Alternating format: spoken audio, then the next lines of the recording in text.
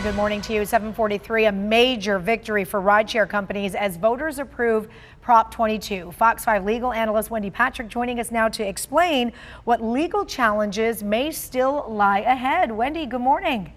Good morning, Shelley. What does this exactly mean for these companies and these drivers? Is this what they wanted?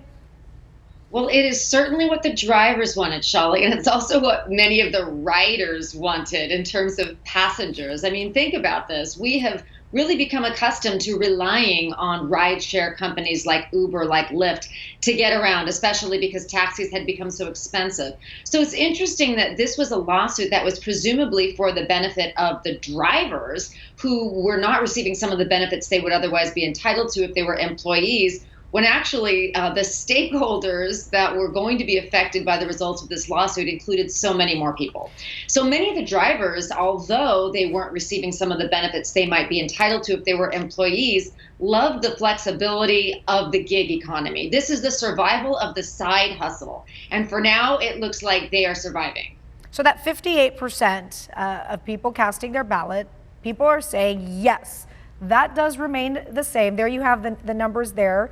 6 million, over 6 million, almost 7 million votes for that. So they're saying gig opportunities and employment should stay as it is.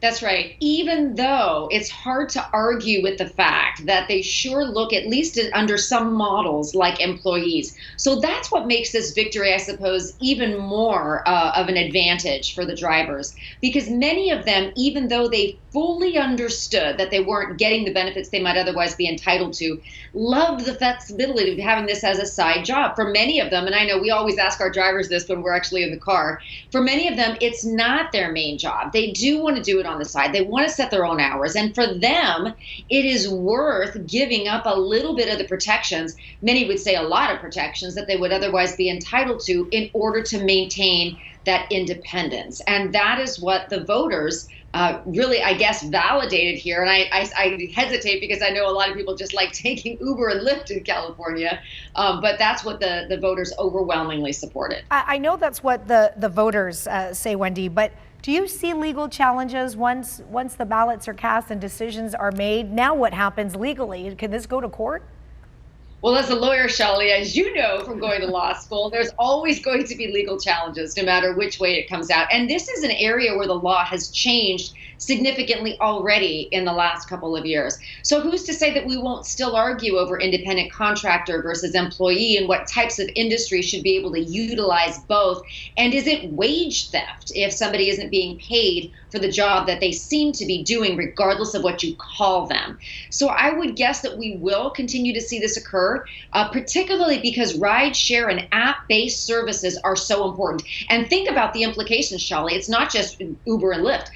It's Uber Eats. It's the kinds of places you order from on an app and they bring it to your house, especially during a pandemic where there still may be many people that aren't going out as much as they used to. You can see so many other industries and so many other app-based services that might be implicated by a ruling like this. Yeah, ruling, I'm so used to being a lawyer, by a law like this being passed. Yeah. These are the times, Wendy, quite honestly, I wish I didn't leave law school after 3 to 4 months, and I wish You would have been great, Shelley. It wasn't my thing, but to be able to understand the legalities of all this is pretty amazing.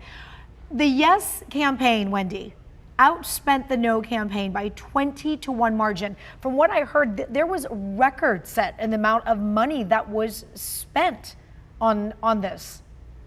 I followed the same thing, Shelley, just because it really showed you, it demonstrated how important this law was to so many people, especially in an economy that's already having a lot of challenges based on the pandemic. It's not the time that many of those drivers wanted to have to give up the side gig. And it's also not a time that many passengers wanted to be able to give up that option, particularly because they were taking all the necessary precautions.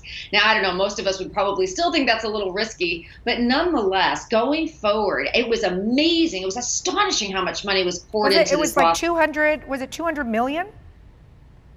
Well, I think at one point I read a number like that, and then it might have gone even higher in the last Wow. couple of days. Know that simply because of how much this was on television and you were hearing about it, people were talking about it.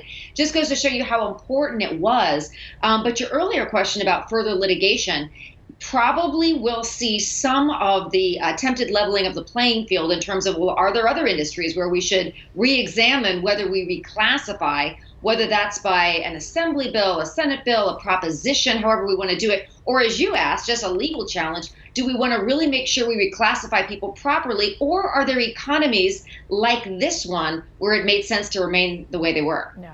Well, That's what the voters said here. I know overwhelmingly for now, voters are speaking, and they're saying 58% yes for Proposition 22. So it'll be interesting to see what happens over the next few weeks and months. For the record, Wendy, before I let you go, if you were my law school professor, I would have probably stayed in school.